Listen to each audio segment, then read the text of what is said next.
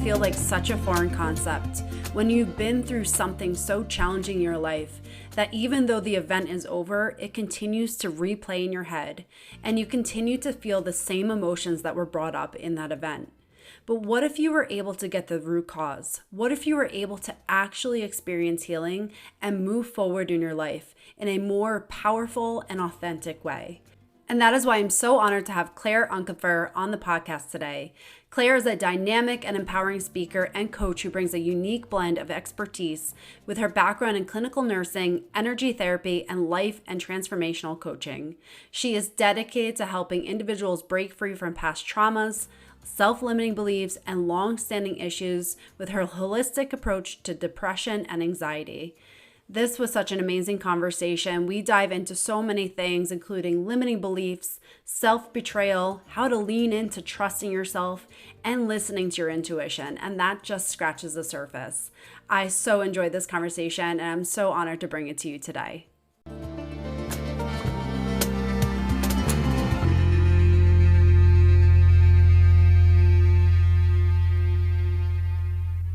Welcome back to this episode. I am so honored to be joined by Claire Uncapher. So thank you so much for being here today. Thanks, Kelly. Thanks for having me. Before we dive into the topics, I'd love for you just to introduce yourself and how you got into helping the people that you help. Yeah, so I'm Claire Uncapher. I live in Virginia Beach by the beach, so we're into all beach things. I'm a mom of 4. I help people. I help people who are struggling like you are, but my focus is depression and anxiety based on my own personal journey. I'm very open about it. I share the story. I struggled with depression and anxiety for years, and it's what the doctors called treatment resistant, which means I took the medicine, I did the therapy, I was doing all the things, but I was just still riddled with anxiety and just kept finding I was just unhappy. And there was a moment in time when I was in a really low point that I was just sick of it. I was so tired. I'm like, here I am again. I'm like, and for so many women, we're so high functioning in other areas, but I can't get it together in this area. And it was kind of a desperate cry for help to the universe, I guess. But I was like, there has got to be something different than this. And I had tried all the things. I've done a lot of holistic things. But that's when, like, almost immediately I stumbled upon subconscious work. And for me, it was such a game changer. And it made me realize why I could never figure it out sitting across from a therapist all those years. And I'm not anti-therapy, but I couldn't because I didn't have access to the information. I wasn't conscious of it. If I could have, I would have, but I didn't. And I really had this moment. I was like, why doesn't everybody know about this? And then as I started, talking about it and working with it, I discovered people think it's a little weird, which I think is weird because I was like, the fathers of psychotherapy, Sigmund Freud and Carl Jung, they knew it was all about the subconscious, but somewhere along the way, we went away from that, and that's fine.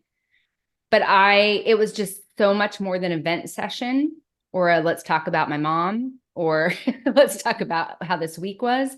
I really got to why I was having those depressive and anxious feelings.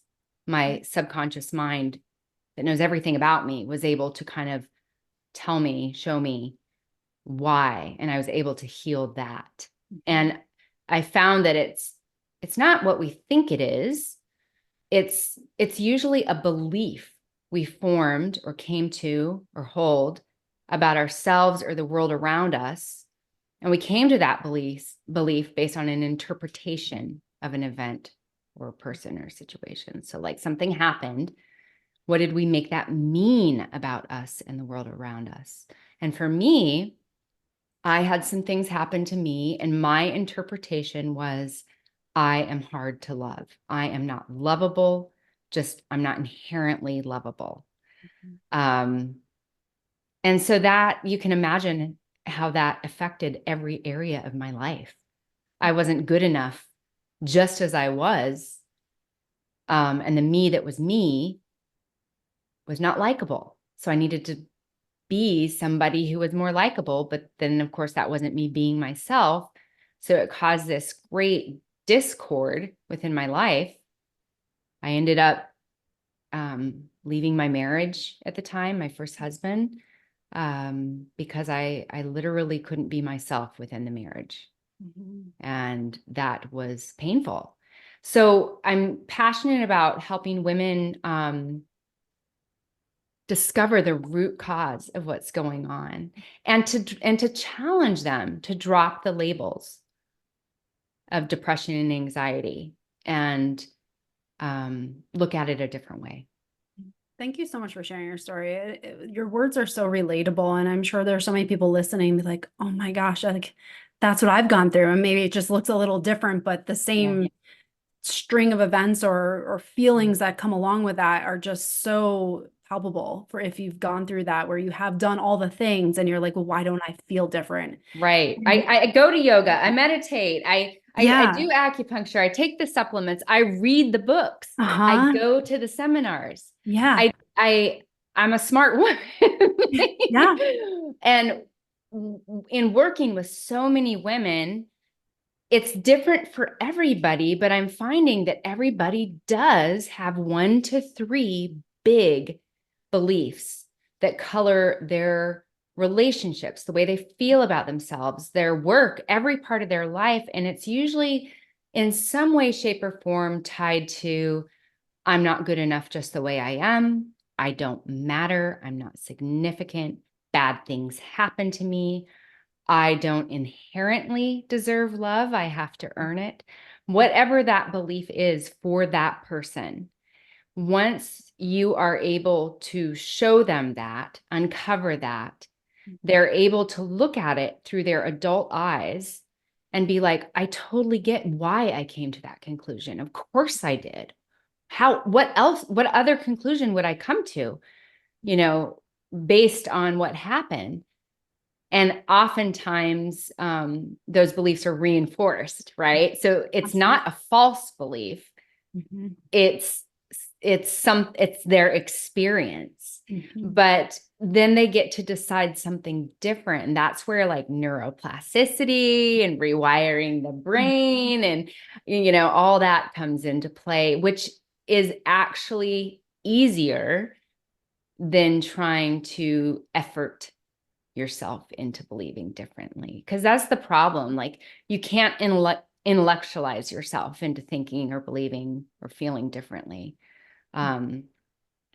Right? We definitely would if we could. Absolutely. I mean, you're so right. And I think that's where people get trapped, is trying to do all the external work, but never the internal work of realizing what's actually going on behind the scenes. And Dr. Bruce Lipton, who's very big in the subconscious mind, says that 70% of our beliefs are actually self-sabotaging. Mm-hmm. So if you are having self-sabotaging beliefs, you are not alone. Most people have self-sabotaging beliefs, but aren't even aware of it. So then you're completely right. You see the world through a lens of saying that you're not enough, and then your actions become the evidence of that.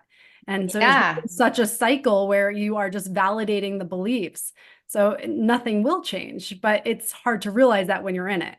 Yeah. And then once you start getting in this belief kind of uncovering mode, you'll start recognizing beliefs as you speak them. Yes. Simple things like it's hard to lose weight. That's a belief based on your experience. That's the part that I'm a little bit different about, is it's not a false belief. It is a limiting belief.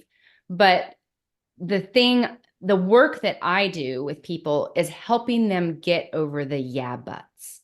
Mm. And it's resistance, but it's their logical mind going, yeah, but that did happen in 2022, 2020, 2018, 2008, and 1995. So don't sit across from me and tell me it's not true, And so that's where I feel like a lot of my work is helping them with the yeah buts, because those are so important, because you are not going to change your mind and believe different and be different and have different experiences unless in your mind, in your body, in your nervous system, in your heart, and in your bones, you believe what you're saying is true.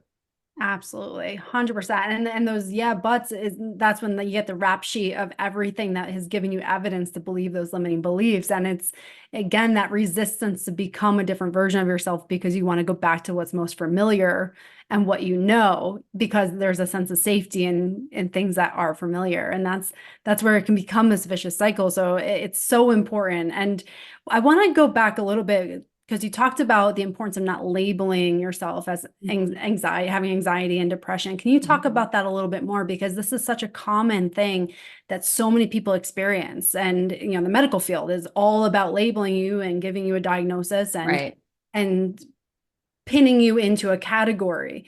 And it can be very easy for us to do that ourselves because that's the trend. So can you talk about the importance for someone who doesn't understand why that's important not to label themselves, of what that does as far as healing?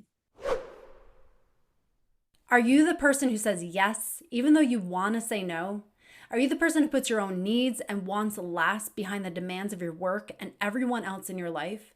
If you answered yes to any of these, you may be self-abandoning, and it does not come without a cost. If you want to know if you're self-abandoning for achievement, take my free quiz in the show notes. Yeah, I think it's really, I can feel the relief people feel when they realize nothing is inherently wrong with you. You just needed to heal, you know, and I have this saying that I say a lot, but you're the appropriate amount of sad for the sad things that have happened to you. You're the appropriate amount of angry for the way you've been treated. But, you know, and maybe we've never been taught how to fully process situations. So we hold all these emotions in our body, which create symptoms of depression and anxiety. And all we know to do is say, you have depression, you have anxiety. And I have to work really hard with some people. You know, my anxiety is just so bad. And I get that. Like, I tend towards anxious feelings, but anxiety is not bad. Anxiety, like, why, the better question is, why am I anxious right now? Yeah. Well, the situation is out of my control and I don't like that feeling. Well, is something wrong with you? Because you're hardwired to feel safe and secure, and you don't feel safe and secure right now. And so, you know, I can say things like, I know my tendencies. I can over mother my children. And I know why, because I want them to have everything they need, because I didn't have everything I needed. And I want them to have everything they need. So I just kind of have to go, okay, Claire, you're doing it again. You know? It's not that your life becomes, and I think that's really important. It's not that your life becomes perfect. And I never feel angry, sad, depressed. Like, I never feel uncomfortable emotions. It's that you recognize them and you ask, why am I feeling this way? And sometimes when I'm in a slump, I go, what happened when my mood shift? What happened? Oh, I got that email. Huh. And I just, you know, we like to stay so busy, we gloss right over stuff. I got that email with that disappointing news. And so there's like this part of me that's like, man, that's a bummer. But I didn't take a moment to like feel that, you know? And so I feel like, I mean, I feel like we've been lied to a little bit, because medication and therapy, while they're wonderful and life-saving and important and have a place, I'm a nurse. Like, I've seen both sides of this. They absolutely have a place. They've saved my life before. However, there's a place where they stop. And if you truly want to heal, and that's the thing, of course, we all wanted to heal. I just didn't know how. I didn't know, you know, how to heal from my trauma. It turns out talking about it and talking about it and talking about it was not working. So, and I, you know, interestingly, I met a woman who was telling me, she asked what I did, and I told her, and she said, oh, she started telling me about her son. I think he's like 14 or something, and about his anxiety.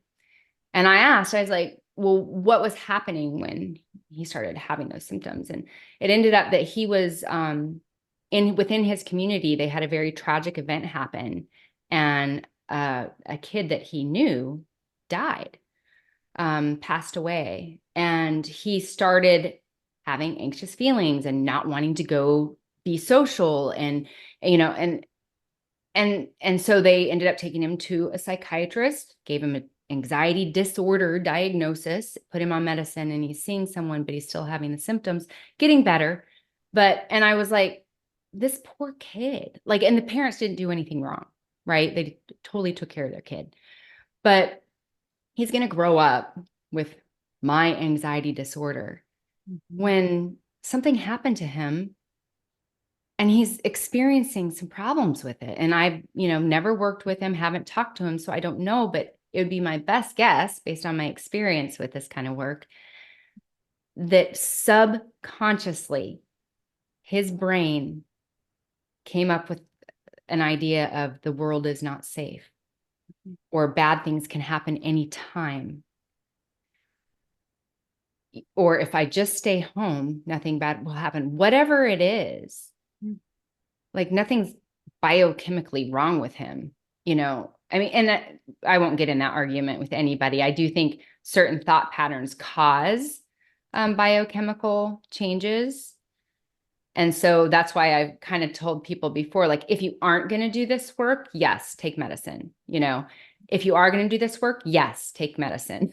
take your medicine, for the love of God, take your medicine and talk to your doctor about that situation. But, it's just sad. Like, instead of going, well, of course. Mm-hmm. And so she said, well, if you talk to him, what would you say? And I wouldn't tell him he's wrong. Mm-hmm. I wouldn't tell him, yeah, bad things can happen, but you can't, because you cannot get past the yeah, but. Mm-hmm. Yeah, but something really bad did happen, Claire. Mm-hmm. And it came out of nowhere. And something that I thought could never happen happened. And it can happen. It can happen. It can happen within my community. It can happen within my school, and it can happen to me. So how do you get around that, right?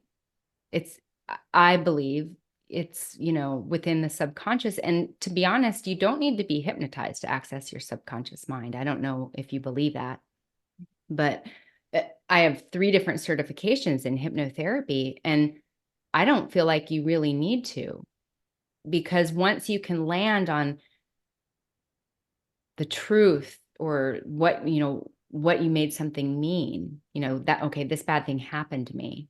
What did I make that mean about me? And if you're really honest and get quiet, you can usually spit the truth. Mm-hmm. And when truth hits air, it, and you're like, oh my God, that's it. Yeah, absolutely. And just, it's so empowering to realize that, like, you can at any point change the meaning behind the event. Like, you obviously can't change the event, but the meaning is something you always have the power to change. And then that changes things. And talking about that kid that experienced that too, it's like, if you were to cut yourself and you have pain, you're like, well, of course you have pain, you cut yourself. And it's like, you go through that and you're like, well, of course you're having this experience of emotions because it is real, it happened, but yet there's this misconception, I think, in our society that's like, if you have those emotions, it's bad. We need to shut it down and get you back up to those elevated emotions as quickly as possible. But that's not true. Like, it's those paradigms, like, we're supposed to experience some of those low emotions, go through them so that we can understand what those high emotions are. And if we get stuck where we're masking them and telling our system that we can't feel them, it only perpetuates it, or it gets embedded in the body. And then we start seeing diseases coming from that. So I think it's so important to recognize why we need to understand these emotions and not just mask them or label them or think that that something's wrong with us. Yeah. A question I love to ask is, what are you afraid of knowing? Mm-hmm. What are you afraid might be true about this situation? Mm-hmm. What are you afraid might happen? And if that did happen, what would that mean? Well, it would mean I'm a failure, and I don't want to feel like a failure. So I'm doing all these things so that I don't feel like a failure. And so then it's as simple and complex as, just to use that example, if you can come upon that by yourself, right? That that would mean I'm a failure. And am I a failure? Well, no, I'm not a failure. I'm somebody who tried something new and different, and it didn't work out the way I thought it was going to. Good for me for reaching out. Or I just learned what didn't work, and so if you can reframe it in a way that you can believe it, that's the key. You have to reframe it in a way that you're like, yeah, that's it. And then the other piece is, as people are healing, they'll slide backwards because, as you know, when have a growth mindset and we're changing ourselves, it's literally, it takes more energy, it takes more thought, it takes more effort, and we get tired. I mean, we're tired. And so we slip back into those old patterns. And how the hell did I get here again? And that's why I talk early on with my clients about having an action plan to get yourself out of it. It's not that I never slip into that hole, although the hole's so much more shallow now. I know how to get right back out of it. And it's different for everybody, but the first part of the action plan is feel it. Feel the suck. Wear the big baggy clothes. This sucks, I don't like this feeling, be in that for a hot minute or a day, whatever you need. Don't bounce out of that into I'm fine, everything's fine, because that's when things become not fine. Absolutely. And then you so what are you doing? You're feeling the feeling. And it literally, we don't do that because we're afraid we're going to get stuck in it. But if you do that, that's how it dissipates. It's almost like a toddler having a tantrum when you're like, okay, now I'm done. Yes. You allow yourself to have the chocolate bar, you allow yourself to have that moment, because things don't work out all the time and things do happen that are hurtful and disappointing. And, things happen. Or, man, this was just a hard day, just feeling that I'm tired, and allowing yourself to kind of do what you need to do to take care of yourself, you'll start feeling better. And then you have things that you do that make you feel better. I don't know. What do you do, Kelly? A hot shower, like a 20-minute hot shower. Yeah, absolutely. I actually do breath work and lean into that feeling even more so. I love breath work. And like I will visualize, like if I'm feeling fear or something, I'll actually lean into the fear even more and elevate my breathing to like really feel into it. And then I look around and ground myself and be like, in this moment, I'm safe. Yeah. And then it allows me to move past that. And I found that to be really beneficial for me. But yeah, I mean, you have to have a practice. But it's so unique to everybody. And that's what I find in the coaching business, right? We all have our things that we teach our clients, these tools. Yeah. I think my biggest message, because I had so many mentors and coaches, but I was so frustrated, like, what's wrong with me that none of this works? Is learning how to tune into yourself. What do I need right now? And it's going to be different for everybody. What do I need right now? And if you stop and just ask that question, the answer it'll like bubble up or drop down, and it will kind of be funny, probably. Yeah. That is such a key point, though. That really is, because I think in the era that we're living in, social media, and here quick fixes, do this, do these 5 things, you can really get lost in it and knowing yourself and what's actually working for yourself. So what you said there is absolutely key. Is like, okay, look at all the advice, but then know which one hits you, which one is resonating with you and is actually going to allow you to do that. I think that's key. And that's even in like, so if we have relationships in our lives and we don't know why, but we just don't feel good around a certain person, right? We don't feel good about ourselves, or it just whatever. But there's no justification. There's no, like, I can't put my finger on any evidence.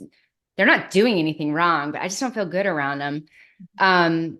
what do I need right now? Like I've done that. What do I need right now? And I was like, I need to feel safe to be myself around the people that I'm around.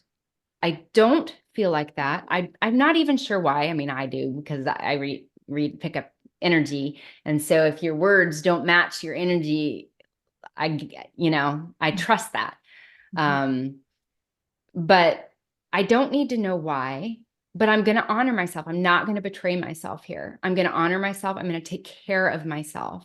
And I'm going to just, kind of back away from this relationship. It depending on the relationship, right? I mean, if it was important to me, I'd go to the person and be like, hey, I don't know why, but I feel like something's off. Are we good? Are you, or is everything all right? And hope the problem is not a lot of people can have those honest conversations Mhm. Yeah.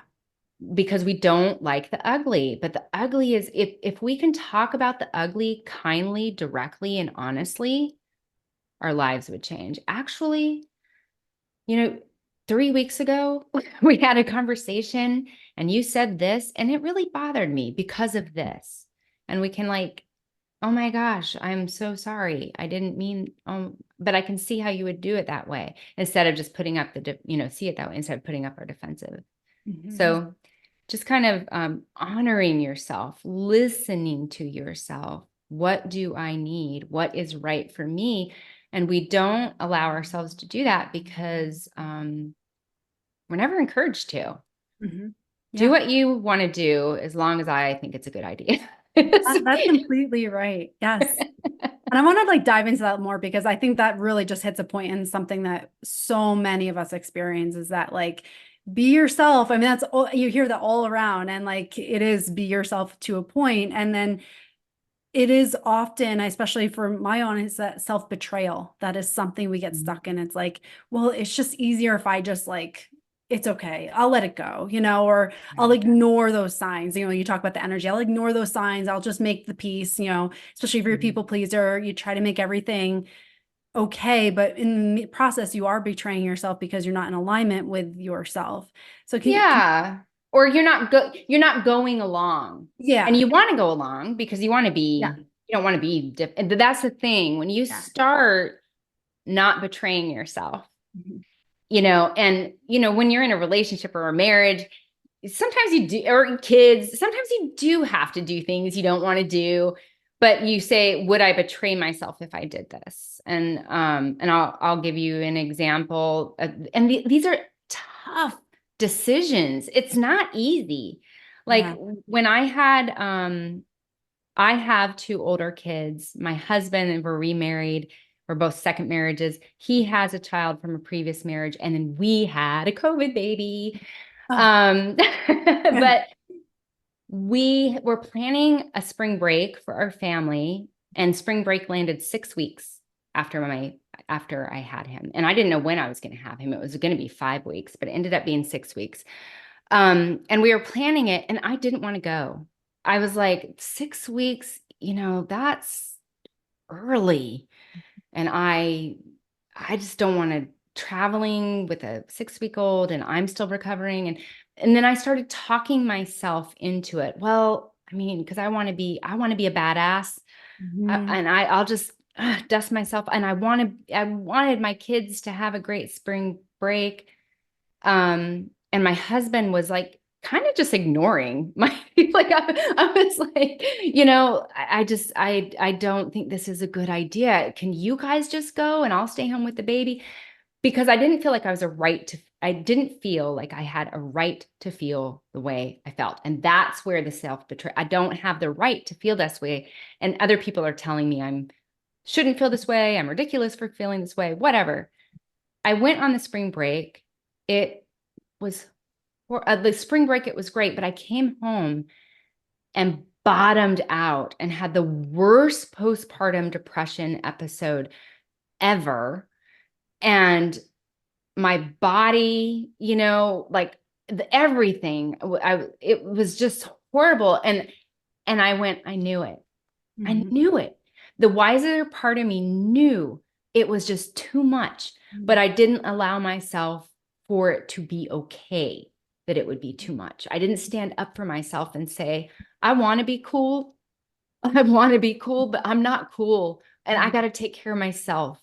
And because the cost, this is what women have to understand, the cost of not doing that is too high. The Yeah. cost of not taking care of yourself is resentment, depression, anxiety, anger, Mm-hmm. or just unhappiness because you're not living in alignment with yourself. And so the cost is too high. And we keep waiting for other people to give us permission. I really wanted my husband to let me off the hook and say, you know what? Maybe you're right. Let's just stay home. But he was never going to give me permission because, he wanted to go. And he thought, and he's a badass. So he could have done it in 6 weeks postpartum and been totally fine. And so could a million other women, which is what I kept telling myself. It's Mm-hmm. fine. Everything's fine. It wasn't fine. I wasn't fine. It was too much. I was overwhelmed. It was too much. And, so we have to give ourselves permission. We have to give ourselves permission because nobody else is going to give it to us. So we have to really listen. We have to give ourselves permission, and we have to be okay being the bad guy. And that's where it's hard. People can't tolerate that. Yeah. I had a client who didn't get her dream car, even though she could afford it, because she had worked really hard and had a very successful job, because she didn't want her family to feel bad. Mm-hmm. But it just always kind of bothered her, And so, like, you don't want to be the bad guy. You don't, and so you are unfortunately going to be the bad guy because we are taught in our culture that, you can, yeah, do what you want to do Mm-hmm. until I disapprove of that, or until it Yeah. disappoints me, or until I think it's a bad idea. And Mm-hmm. then we let other people talk us out of it. But then how many times have you had, I knew it? Mm-hmm. That's it. And you are so right. I mean, that's such a great point right there because that permission to ourselves is such a hard thing to do. And even though we know it, it's so hard. And you are almost like looking up outside yourself, like, please somebody tell me I can like listen to myself. But how do you lean into that trust? Like you have that gut feeling of what you should do and what was right for you. How do you lean into that and that quiet voice and kind of shroud out the loud screams of the outside world? Right. Well, it's about getting quiet with yourself again and really asking yourself. I think I posted a story today. When was the last time you asked yourself, what do I want? What do I really, really want? And so you have to determine what it is that you want outside of the voices. And, ever since then, I recognize the cost of not listening because I can look back on my whole life and I was a chronic people pleaser. And I ended up in a marriage that I didn't want, in a city I didn't want, in a career I didn't want, Mm-hmm. because other people talked me out of what I wanted, because what I wanted was weird or not acceptable, or no, don't do that, do this. Mm-hmm. Don't take a year off from college. You need to go to college and you need to be a nurse because nursing is a stable career. And everyone people in our family are nurses. So, and I just did it. But now I can see my whole life exploded Mm-hmm. because I had done that so many times. So for me, I just know the cost is too high. So it's easier for me to listen to it.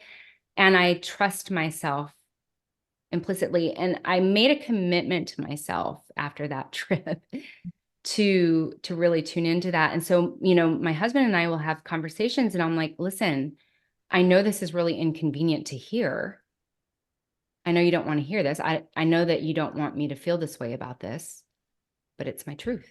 It's how I feel. How can we make this work so both of us can be happy in this? But it's not just me going, okay, I'm fine. Mm-hmm. It's fine. It's fine, Yeah. and so we get really creative and how can we both how can I take care of myself in this? Sometimes it can't be exactly what we want. We're not princesses that are going to stomp our feet. But another question I ask myself is, how can I take care of myself in this? Mm-hmm. And it's a priority because the cost of not doing it is just too high and I'm not willing to pay it. And I've gotten a taste of how happy you are when you become a rebel. Yeah. Just do what you want That's it. and say no Yeah. to things that you don't want to do, Hmm.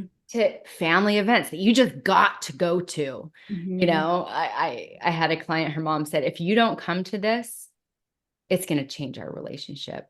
Oh, wow. Hello, threat. Yeah, really. Like, and she was saying, I just can't. And so, it's just about the cost is too high.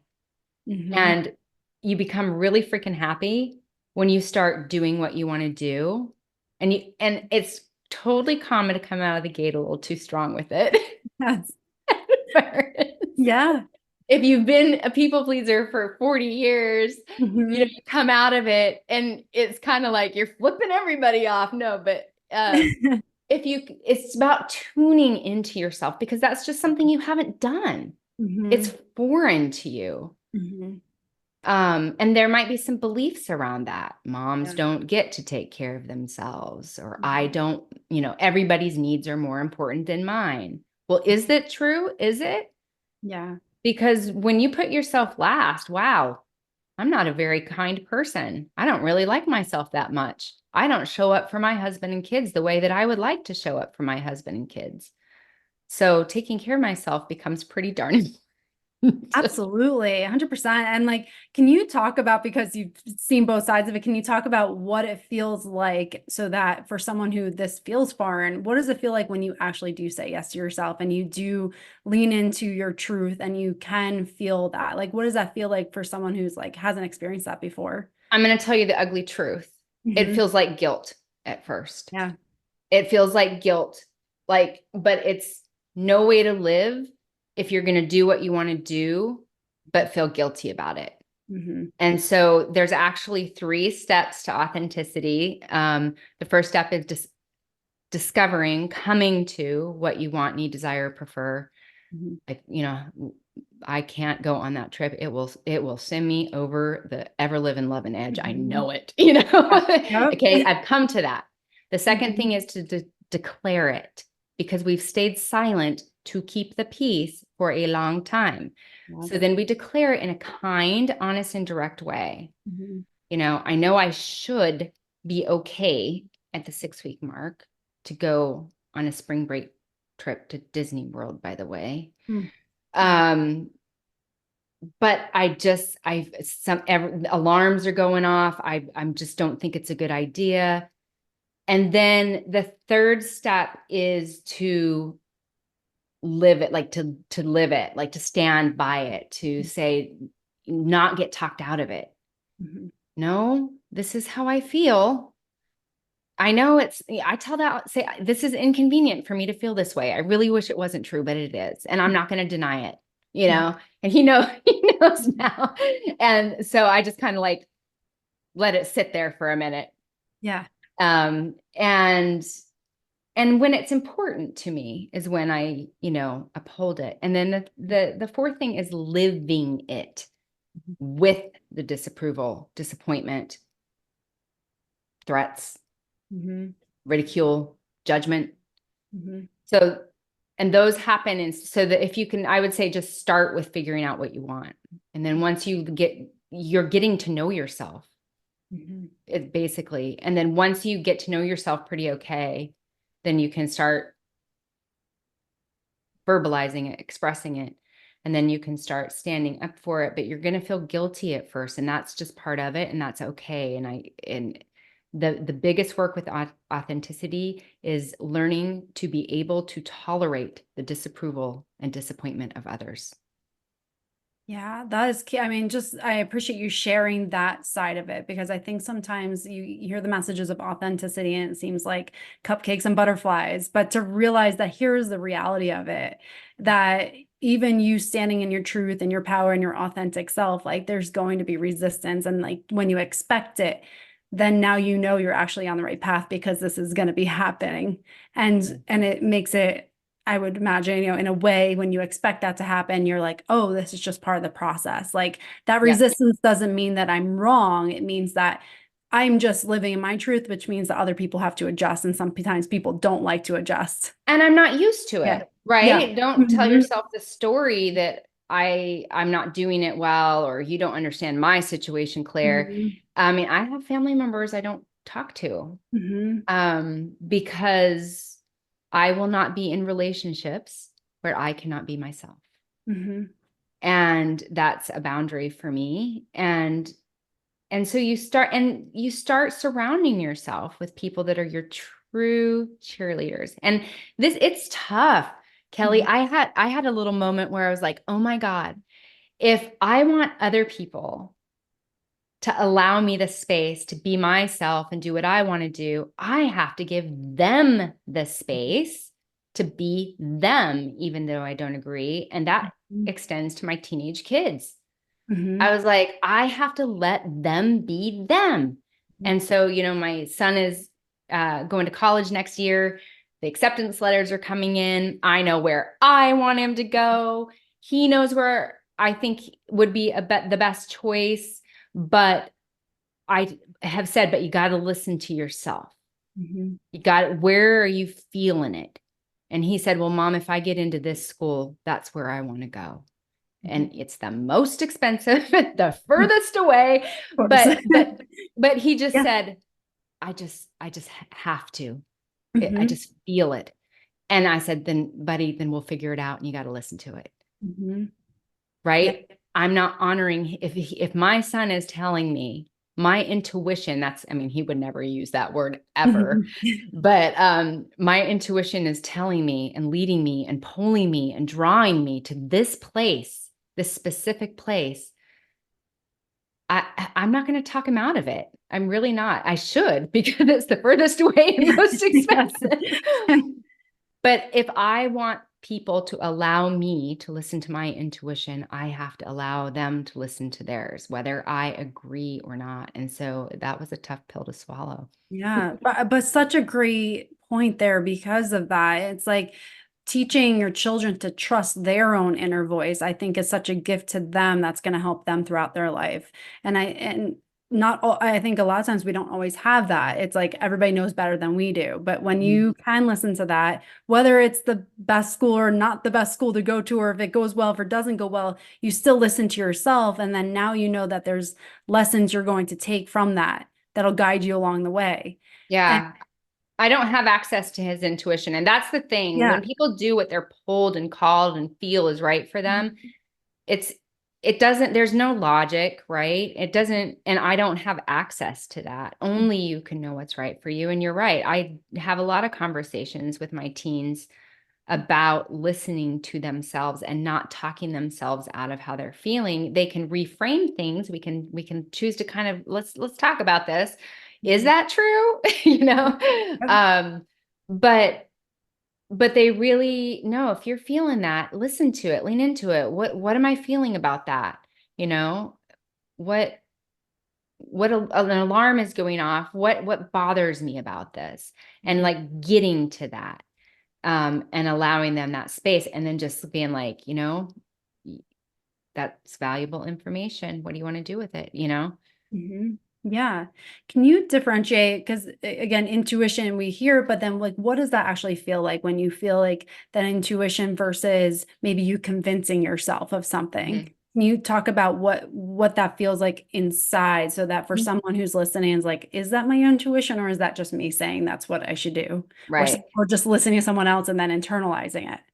Well, it feels good. Uh-huh. It, Yep. it feels right. It feels good. It makes you feel open, expansive. Honestly, there's usually no reason and logic to it. Mhm. So if I catch myself saying the phrase, this doesn't make any sense, but Mhm. then I just know that's my intuition. And it's present tense only. Mhm. Intuition is only present tense. So this is what I'm feeling right now. So if you are starting to plan ahead, and I gave that college example, but my son's telling me in this moment what he feels. But if you're trying to plan ahead and calculate and do the logistics and the beautiful minds calculation, your thinking brain is involved.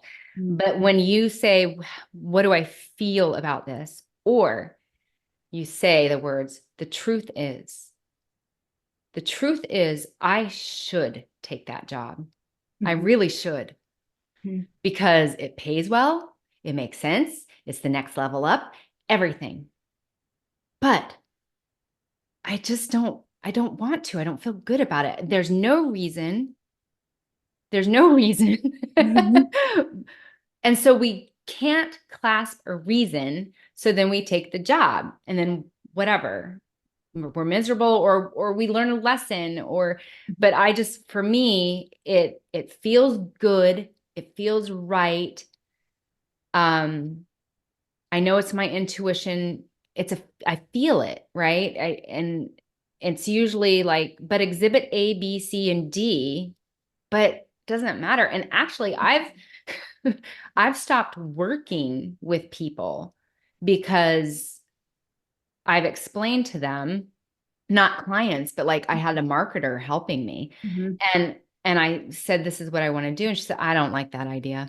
And I said, Yeah. It's good. how can you help me execute it? Yes. Because I really Yeah. feel this strong intuitively. And I said, and you got to understand something about me. I trust myself. Mhm. And so I will go down a path until it stops feeling good. Mhm. If it's feeling good, then it doesn't mean it's always going to be easy, but if it's feeling good, then you're on track. You're on your path that's true to you. But and I started working with her and she was a godsend when I Mhm. started working with her, but it started not feeling good. And we Mhm. started to have little arguments over things. And, I started to say, well, I want it this way. And she'd be like, yeah, I don't like that. And I'm like, whose business is this, Yeah. Yeah. And it started not feeling good, but I didn't want to feel that way. I Mhm. didn't want to feel that way. I wanted it to work out, but it wasn't working out. And so we had a conversation and she didn't understand. And so we kind of parted ways. And then I felt relief and I felt good. Mhm. And I wished her nothing but the best, but I don't have to know why anymore. I don't I don't ask my brain to give me reasoning. If it doesn't feel good, it's not right for me. Yeah. And that's so empowering to get to that point where you're like, it doesn't have to have a logical sense, but this is just the right thing. And like that's amazing to have that direction and making decisions in your life. And how did you work on strengthening that where you're just like, I can trust this. I know this is the right answer. Did it look like that in the beginning, or was that something that you had to cultivate? I think I accidentally stumbled upon it a little bit Mhm. because I had been miserable for so long. It was a little bit like, F it. I just want to feel good, Yeah. Yeah. and I'm not doing anything and I'm not getting to know anyone and I'm not going to Mhm. be in a relationship. And, unless I feel good about it because I'm over it, And Mhm. so that became does this make me feel good? Yeah. And then if something didn't make me feel good, well, how can I take care of myself in this? Is there a way I can feel good about it? And if Mhm. there really isn't, then that's my cue to Mhm. exit scene. We have people that enter our lives for seasons. We have, something that we think, in business, we think it's a great idea. But we are 3/4 of the way down the road and we're like, oh. Yeah. I go, then it's time to pivot. Yeah. Where do I need to pivot so that it feels good again? And Mhm. that is this doesn't feel good. Why doesn't this feel good? I want to Mhm. feel good. It's as simple and as complex as that, if that Yeah. makes any A sense. 100% it does. Absolutely. But it's like I just love leaning into that feeling, but also asking yourself the right questions along the way. And I love it because you have, just the mind, but then the guidance from your higher self as well Yeah. in that. So it does make sense because it seems simple, but then when you go to apply it, you're like, well, is this, and Yeah, and I leaned into it by yeah, not like you said, I don't need evidence. yeah, I am not going to talk myself out of feeling good anymore, yeah. right? Like I want to feel good and we start going, but this and this. When you start doing that, when you start an internal courtroom argument setting with yourself, you are talking yourself out of your feelings. Mhm. Yeah. That's different than reframing. Reframing is different. How can I see this differently? Mm-hmm. I don't like how I'm viewing this situation. Can I see it differently? Mm-hmm. Yeah, I love that. And just like giving yourself that permission. Again, I think that's a big theme in what we talked about today is allowing yourself to feel, giving yourself permission to take care of yourself, honor yourself. And there's so many things that you shared today. I'm so grateful for it because I really think these are messages that, I mean, I need to hear all the time. And I think so many people need to hear that. Like, it's okay to be yourself. It's okay to take care of yourself. It's okay to ruffle some feathers in the process as long as you're honoring your needs. And I think that's just amazing. And for someone who is listening today and wants to connect with you, how can they find you? So I'm on Instagram. I'm pretty active on Instagram, and you can get a lot of free content on Instagram. My handle is at Claire.Uncapher, and it's Uncapher. I'm sure it'll be in the show notes. And I'm getting ready to release actually this week or next, a community, the Healing RX community. I'm really excited about it. It's going to have every course I've ever done, master classes, meditations, guided subconscious journeys, just all the work that you need to just change the way you're approaching, your struggles. That it's just going to have everything in it, and I'm really excited about it. So that you can find the link for that on my website within the next week or two.